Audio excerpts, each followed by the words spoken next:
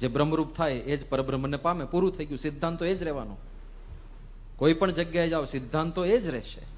સ્વરૂપો બદલાય, ઉપાસ્યને ઈષ્ટદેવ કદાચ બદલાય, પણ શુદ્ધ થઈને ભગવાનને સમર્પિત થવું એ એમનેમ રહેશે. અને શુદ્ધ કોણ કરી શકે?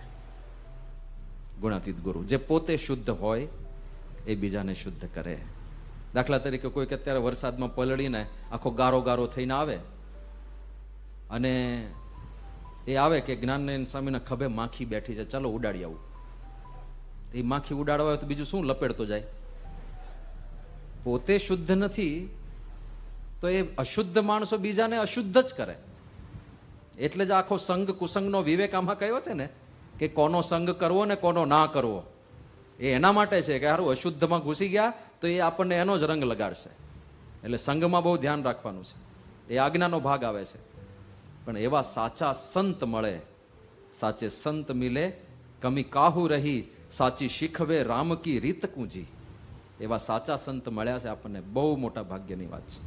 તો ઉપાસના આપણા મનમાં સ્પષ્ટ થાય, અને એ ઉપાસના આપણા જીવનમાં જ્યારે જ્યારે પ્રશ્નો આવે ત્યારે યાદ આવવી જોઈએ કે સર્વ કરતા હર્તા કોણ છે?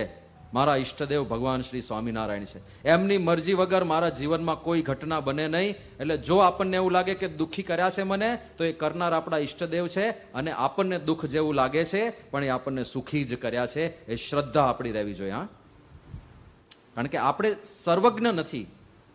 સર્વજ્ઞ